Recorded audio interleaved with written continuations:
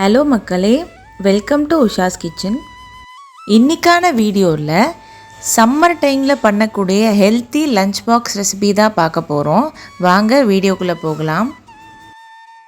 சுட சுட சாதம், பீட்ரூட் கரமது, மணத்தக்காளி குழம்பு, வெள்ளரிக்காய் பச்சடி. ஃபஸ்ட்டு மணத்தக்காளி குழம்பு எப்படி பண்ணலான்னு பார்க்கலாம். அதுக்கு தேவையான பொருட்கள்: மணத்தக்காளி 1 டேபிள் ஸ்பூன், கடலைப்பருப்பு 1 டேபிள் ஸ்பூன், மிளகு 1 டேபிள் ஸ்பூன், உளுத்தம்பருப்பு 1 டேபிள் ஸ்பூன், குழம்பு பொடி 2 டேபிள் ஸ்பூன். குழம்பு பொடி எப்படி ப்ரிப்பேர் பண்ணலான்றதுக்கான லிங்க்கு டிஸ்கிரிப்ஷனில் இருக்குது, செக் பண்ணிக்கோங்க. கடுகு 1 டீஸ்பூன், கொஞ்சமாக பெருங்காயம்.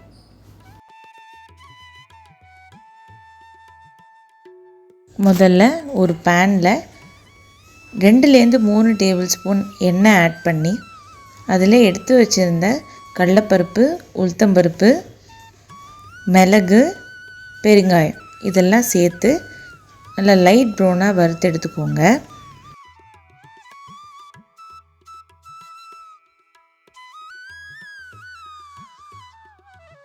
இப்போ அதெல்லாம் ஒரு பிளேட்டில் ட்ரான்ஸ்ஃபர் பண்ணி ஆற விடுங்க.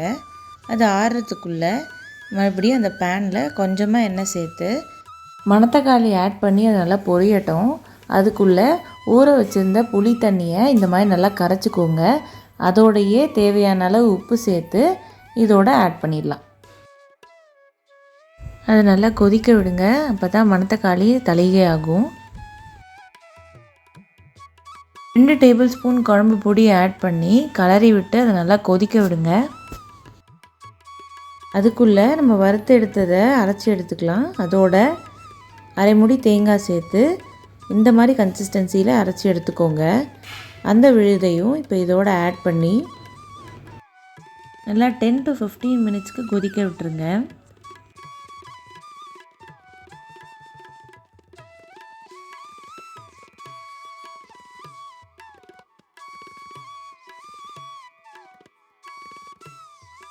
இந்த மாதிரி நல்லா கொதித்ததும் அதை இறக்கி வச்சு அதே பேனில் கொஞ்சமாக எண்ணெய் சேர்த்து கடுகு திருமாறி அதோட புதினா கொத்தமல்லி சேர்த்துட்டிங்கன்னா சுவையான மணத்தக்காளி குழம்பு ரெடி. அடுத்து பீட்ரூட் கரமது செய்கிறதுக்கு 1 டேபிள் ஸ்பூன் கடுகு, 1 டேபிள் ஸ்பூன் உளுத்தம்பருப்பு, ஒரே ஒரு காஞ்ச மிளகாய். ஒரு பேனில் கொஞ்சமாக எண்ணெய் சேர்த்து கடுகு திருமாறிக்கோங்க.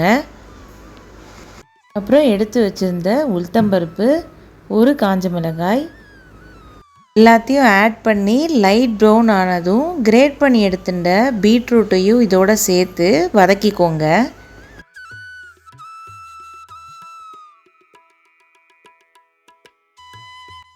அப்புறமா வதக்கிட்டு 1/2 டம்ளர் தண்ணி சேர்த்துக்கோங்க. தேவையான அளவு உப்பு சேர்த்து அது லோ ஃப்ளேமில் வச்சு ஒரு 10 to 15 மினிட்ஸ் மூடிடுங்க.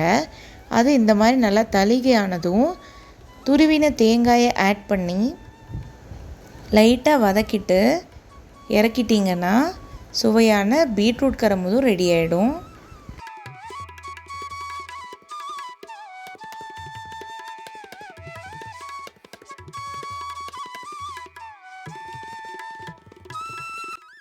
அடுத்து வெள்ளரிக்காய் பச்சடிக்கு வெள்ளரிக்காயை இந்த மாதிரி துருவி எடுத்துக்கோங்க.